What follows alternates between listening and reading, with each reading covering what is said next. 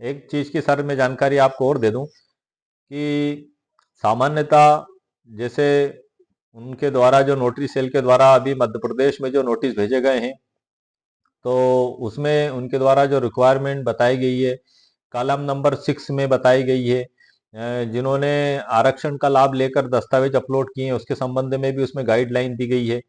और इसी प्रकार से यदि किसी के नाम मिसमैच है तो उसके संबंध में उसमें गजट और गजट नोटिफिकेशन, 2 पेपर प्रकाशन और इसी के साथ एफिडेविट के बारे में भी बताया गया है। तो मैं आपको एक चीज की सर जानकारी प्रदान कर देता हूं कि नाम मिसमैच क्या है। उदाहरण के तौर पे यदि किसी व्यक्ति का नाम राम लखन है और उसने उसका नाम बदलकर राम लखन की बजाय जो है कि राजेंद्र कुमार रख लिया, तो ये तो सर बिल्कुल नाम चेंज हो गया, नाम बिल्कुल परिवर्तित हो गया।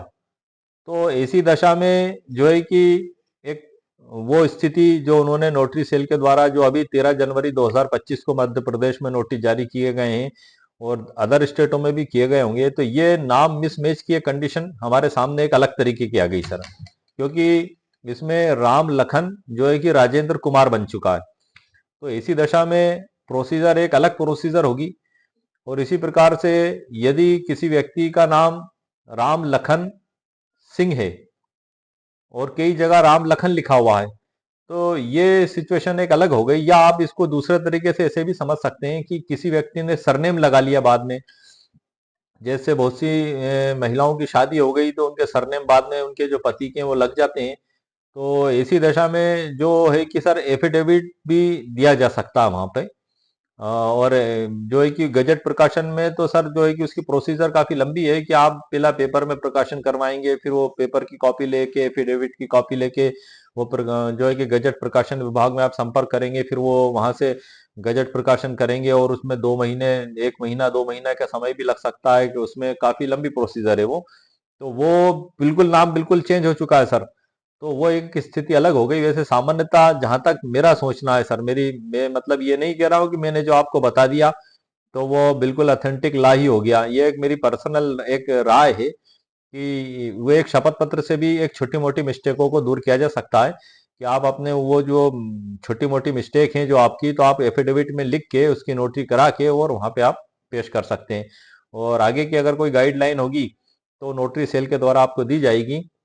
क्योंकि अभी सर इतना समय भी नहीं है, मैं मध्य प्रदेश की बात कर रहा हूँ कि अगर किसी व्यक्ति को गजट प्रकाशन की भी अगर प्रोसीजर को फॉलो करेगा तो 2-3 माह का समय लग जाएगा। तो इतने समय तक वो अगर बैठा रहेगा और इधर हो सकता है कि नोटरी पोर्टल बंद हो जाए और सभी लोगों को सीओपी भी दे दें 3-4 महीने में, तो आप कहाँ तक लाएंगे गजट प्रकाशन करके। और वो तो इससे बेहतर है कि आप एफिडेविट तो पेश कर ही दें। और अगर नोटरी सेल पे भी आप बात कर लें फोन लगा के, यदि आपकी समस्या कुछ गंभीर प्रकार की है तो ईमेल पे संपर्क कर लें आप, फोन से संपर्क कर लें उनसे। और एफिडेविट भी आप तैयार कर लें।